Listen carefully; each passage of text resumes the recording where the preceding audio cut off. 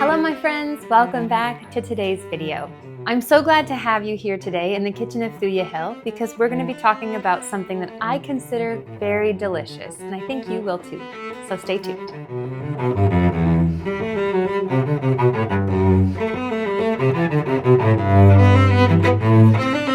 Okay, so today we're going to be talking about sprouting seeds. Now I'm hearing a lot that sprouts are one of the best things that we can do as we age. Now, one of my favorite seeds to sprout is broccoli seeds, but really you can sprout just about anything that's a seed. Many of you have heard me talk about this book by Sally Fallon. It's called Nourishing Traditions.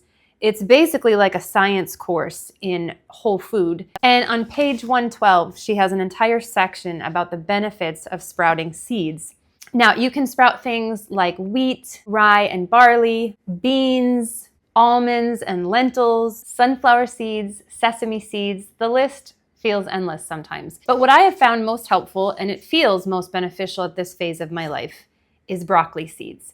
Now, I got these broccoli seeds from Amazon. They're just the Now brand. They make the most delicious sprouts in just a few days. So I'm going to show you today just how easy it is to make sprouts in your own home kitchen.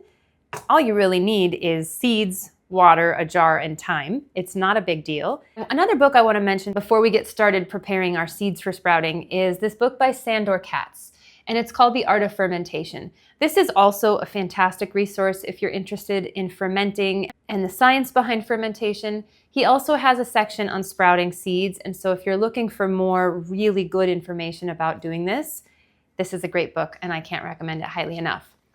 So to get started, we're going to go ahead and take 2 tablespoons of these beautiful broccoli seeds. And we're going to pour them into our cup, just like that. Not very hard. And then we're going to add about 1 quart of water to our seeds. Now, I would recommend using filtered water for this because then you'll be able to avoid chlorine and fluoride and other additives you don't want in your sprouts. And so I'm going to go ahead and use 1 quart of Berkey water to get my sprouts started.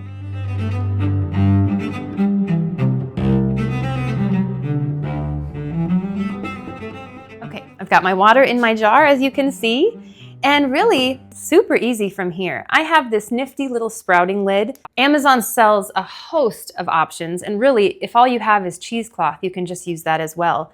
The whole idea is that you will have some kind of a lid or screen so that you can drain off your water twice a day.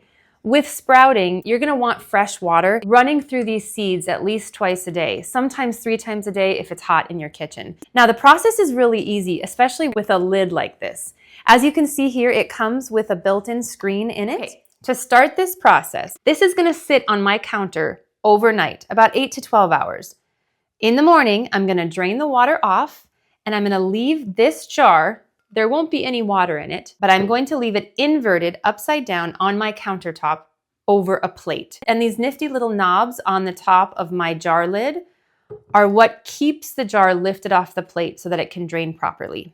Then midday or early evening, I'm gonna run some fresh water through this jar again. I'm gonna drain it, and I'm gonna leave it overnight inverted once again. Now, the difference is the first day, you're gonna let your seeds sit in the water overnight. The second, third, fourth, and fifth day, you're gonna have your seeds upside down overnight with no water in it. The idea is that you just want this environment to be moist, but not soaking wet. And so by 3 or 4 days, depending on the temperature of the kitchen and your unique environment, you should have some beautiful broccoli sprouts. It could take a little longer, but about that time is what I have found to be typical for making broccoli sprouts. That's it, friends. It's as easy as that. If you want homemade healthy sprouts made in the comfort of your own kitchen, like I said, all you need is a jar, a lid, and seeds of some kind, of course, water too. But with a few days, you'll have your own broccoli sprouts growing in your kitchen for very little cost and effort involved. So I hope that you enjoyed today's video, my friends. That's all I have for you today. And as usual, I look forward very much to seeing you in another brand new one very soon. Goodbye for now.